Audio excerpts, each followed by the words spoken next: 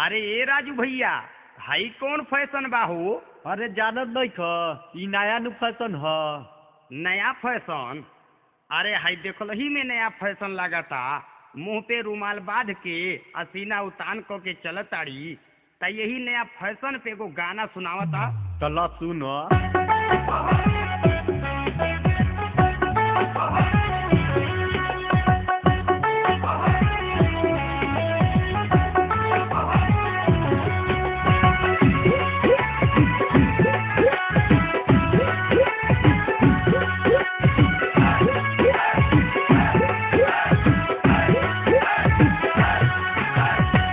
Fashion में दीवानी देखो, फैशन में दीवानी देखो, चलली उतारती नतान बबुनी मुँह पे बांधी के रुमाल चले उतान बबुनी मुँह पे बांधी के रुमाल चले उतान बबुनी।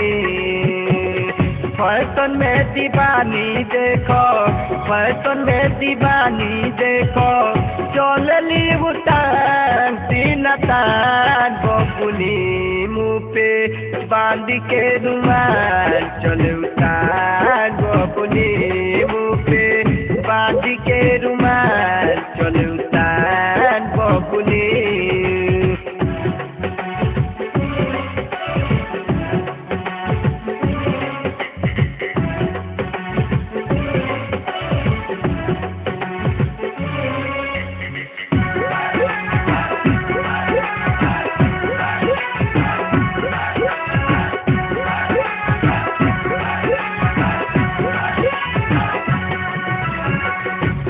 हरे न जो बना पे तोर के ओढ़निया लागता कि चढ़ल बात तोलो के उमिरिया।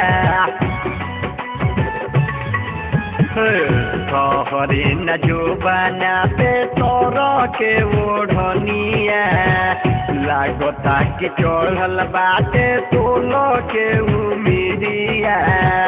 पहिले उठानी में तू, पहिले उठानी में तू करबलू बवाल तीनतान बबुनी मुँह पे बांध के रुमाल चले उतान बबुनी मुँह पे बांध के रुमाल चले उतान बबुनी।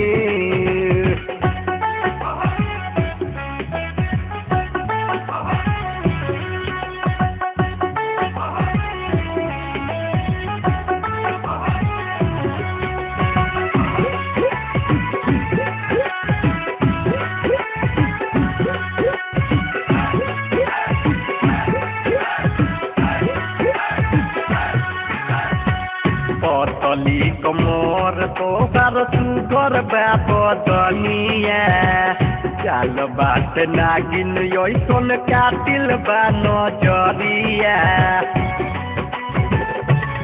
ओ पतली कमर तोहर सुगर बदनिया चाल बात नागिन ऐसन कातिल बा नजरिया। डोरी देखाई के तू, डोरी देखाई के तू कोइलू बेहाल तीनतान बबुनी मुँह पे बांध के रुमाल चले उतान बबुनी मुँह पे बांध के रुमाल चले उतान बबुनी।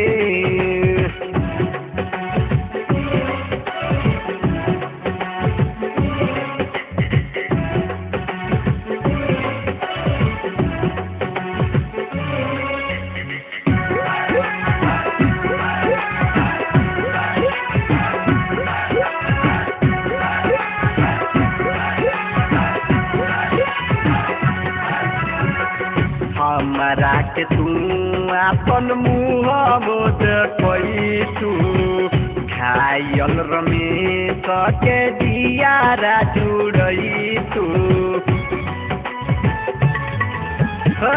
हमरा के तू अपन मुँह मोद तू घायल सुनील के दियारा जुड़ई तू।